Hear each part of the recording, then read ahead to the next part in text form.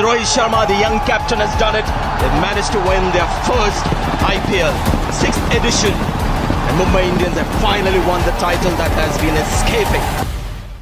ये कहानी उस खिलाड़ी के पराक्रम पर आधारित है जिसने अपने आक्रामक रवैये के दम पर IPL 2020 के फाइनल मैच में एक ऐसी पारी खेली थी जिसकी बदौलत मुंबई इंडियंस ने IPL के इतिहास में 5वीं बार चैंपियन बनने का कीर्तिमान अपने नाम किया था। इतिहास के पन्नों में दर्ज हो चुका ये मैच, भले ही पूरी दुनिया इस मैच को भूल चुकी हो, लेकिन उस दिन उसकी एक पारी ने दिल्ली के चैंपियन बनने के सपने को तोड़ दिया था। दुबई का वो स्टेडियम उस दिन दिल्ली की तबाही का गवाही बना था। दोस्तों, आपसे एक गुजारिश है कि आपकी एक लाइक और आपका एक सब्सक्राइब हमें नई वीडियो बनाने की शक्ति देता है, इसीलिए हमारे चैनल को सब्सक्राइब और हमारी वीडियो को लाइक जरूर करें। तो चलिए कहानी को शुरू करते हैं। 10 नवंबर 2020 फाइनल में दिल्ली और मुंबई की टीम एक दूसरे के आमने सामने थी और टॉस के लिए दोनों कप्तान अब मैदान पर तैयार थे। टॉस दिल्ली के कप्तान श्रेयस अय्यर के पक्ष में गया और दिल्ली के कप्तान अय्यर ने पहले बैटिंग करने का फैसला सुनाया। दिल्ली की तरफ से शिखर धवन और स्टोइनिस पारी की शुरुआत करने आते हैं। वहीं अनुभवी कप्तान रोहित शर्मा ने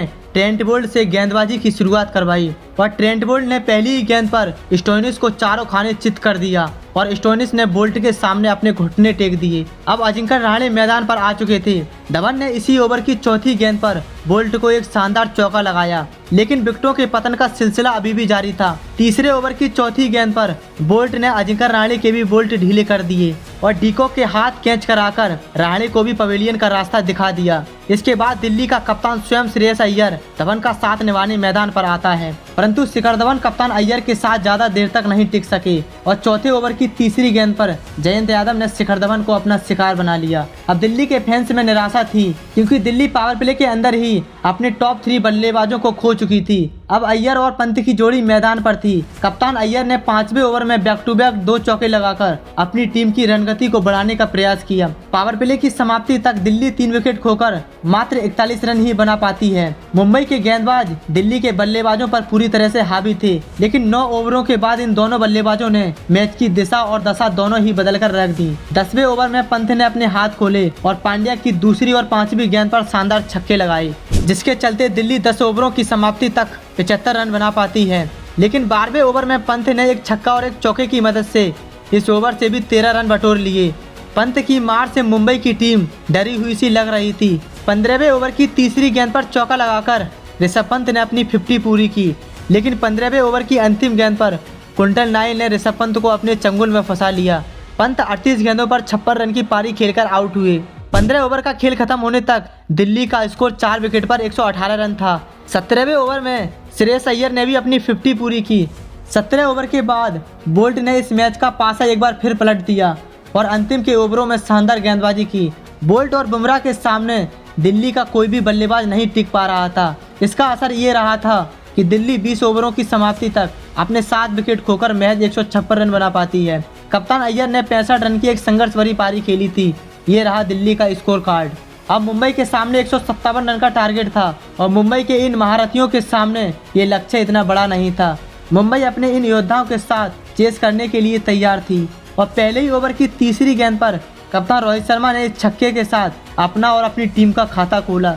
अगले ओवर में डीकॉक ने रबाडा का खुलकर सामना किया और 3 चौके और एक छक्के की मदद से रबाडा के पहले ओवर में ही 18 रन ठोक डाले। तीसरे ओवर की अंतिम गेंद पर डीकॉक ने अश्विन की गेंद पर एक शानदार चौका लगाया, परंतु 5वें ओवर की पहली गेंद पर स्टोइनिस ने डीकॉक को अपना शिकार बना लिया। डीकॉक के आउट होने के बाद अब मैदान में सूर्य कुमार यादव की एंट्री होती है। सूर्य कुमार यादव ने आते ही स्टोइनिस के इसी ओवर में एक चौका और एक छक्का लगा डाला। पावर प्ले की समाप्ति तक मुंबई इंडियंस अपना 1 विकेट खोकर 61 रन बना चुकी थी। पावर प्ले के अंदर ही मुंबई इंडियंस ने इस मैच का रुख अपनी ओर मोड़ लिया था। 90 ओवर में कप्तान रोहित शर्मा ने प्रवीण दुबे को अपनी ताकत का परिचय देते हुए तीसरी और 5वीं गेंद पर 2 शानदार गगनचुंबी छक्के लगा डाले। 10 ओवरों तक मुंबई का स्कोर 88 रन तक पहुंच चुका था। अब मुंबई को 5वीं बार विजेता बनने के लिए अगली 60 गेंदों पर 69 रन की आवश्यकता थी, परंतु ये गलत कॉम्बिनेशन के चलते सूर्य कुमार यादव रन आउट हो जाते हैं। परंतु रोहित शर्मा अभी भी एक महारथी की तरह पिच पर अड़े हुए थे और उनका साथ दे रहे थे ईशान किशन। 12वें ओवर में बैक टू बैक 2 चौके लगाकर रोहित शर्मा ने अपनी 50 छुट्टी पूरी की। अब 15 ओवर का खेल समाप्त हो चुका था।